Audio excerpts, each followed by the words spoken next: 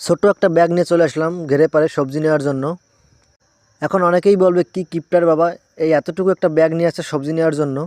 মূলত আমরা আমাদের প্রতিবেলায় যে সবজি লাগে সেটা সরাসরি গাছ থেকে সংগ্রহ করে খেতে পছন্দ করি। বাজার থেকে কোনো সবজি আমি কিনে খাই না, সব সবজি আমি কিছু না কিছু চাষ করি এবং যেটা দিয়ে আমাদের পারিবারিক চাহিদা পূরণ হয়ে যায়। তো দেখতে থাকুন আজকে রাতের জন্য আমি কি কি সবজি সংগ্রহ করি। প্রথমেই আমি কিছু পাকা টমেটো ছিঁড়ে নিচ্ছি গাছ থেকে। এই টমেটো গাছগুলোতে কিন্তু কোনো ধরনের রাসায়নিক সার বা কীটনাশক ব্যবহার করা হয়নি, একদম ফরমালিন মুক্ত। ভেজাল মুক্ত খাবার খেতে হলে আপনাকে অবশ্যই চাষবাস করে খেতে হবে। গাছ থেকে একটা কাঁচা পেঁপেও নিয়ে নিলাম সবজি হিসেবে খাওয়ার জন্য।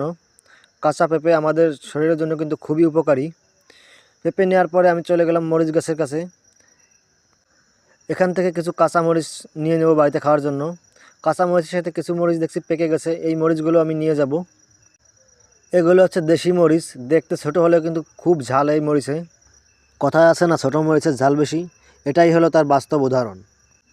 আজকে রাতের জন্য আমার এতটুকু সবজিই যথেষ্ট, কেননা সকালে যে ওলকপিগুলো সংগ্রহ করেছিলাম বিক্রি করার জন্য সেখান থেকে একটা ওলকপি রেখে দেওয়া হয়েছে খাওয়ার জন্য।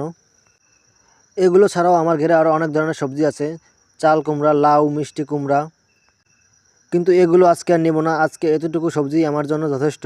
তো সব সবজি সংগ্রহ করা হয়ে গেছে।